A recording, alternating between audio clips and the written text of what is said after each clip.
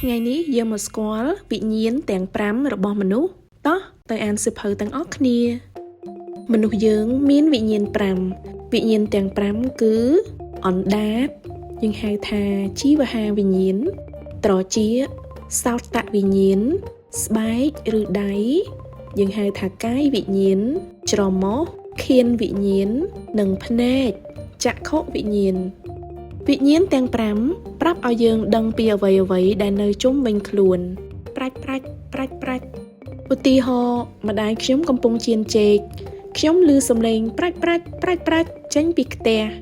នោះជាសំឡេងចេកចៀននៅក្នុងប្រេងក្តៅបន្ទាប់មកខ្ញុំធំក្លិនឈ្ងុយចេកចៀនខ្ញុំក៏ដើរសំដៅទៅរកកន្លែងដែលមានក្លិនខ្ញុំឃើញម្ដាយកំពុងចៀនចេកវាឈ្ងុយណាស់ខ្ញុំឃ្លានខ្លាំងណាស់ខ្ញុំចាប់យកចេកចៀនមួយអូយក្តៅណាស់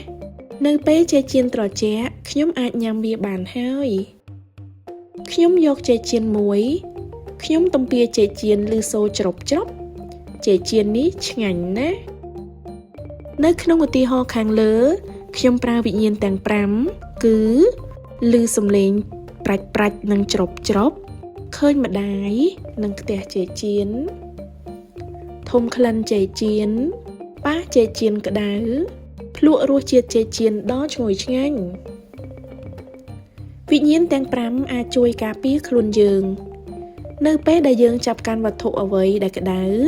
ដៃរបស់យើងនឹងទម្លាក់វាចុះភ្លាមដើម្បីកុំឲ្យរលាកដៃនៅពេលយើងចង់ដើរឆ្លងផ្លូវត្រចៀកនឹងភ្នែករបស់យើងប្រុងប្រយ័ត្នដើម្បីកុំឲ្យឡានបុកច្រមុះក៏អាចជួយយើងឲ្យដឹងថាផ្លែឈើដែលយើងចង់ញ៉ាំស្រស់ឬក៏ស្អុយដែរនៅពេលយើងញ៉ាំអាហារផ្អូមឬផ្លែឈើស្អុយ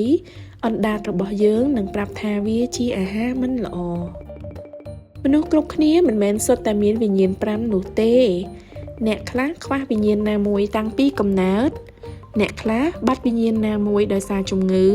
ឬគ្រោះថ្នាក់អ្នកដែលខ្វះវិញ្ញាណណាមួយតែងប្រើវិញ្ញាណផ្សេងទៀតជំនួស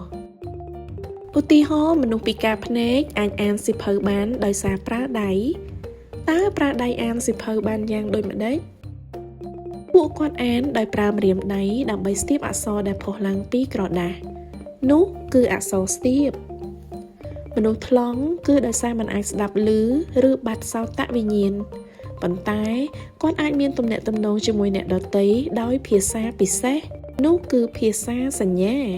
បងប្អូនគិតថាវិញ្ញាណណាមួយសំខាន់ជាងគេជួបគ្នាសៀវភៅក្រោយទៀតបាយ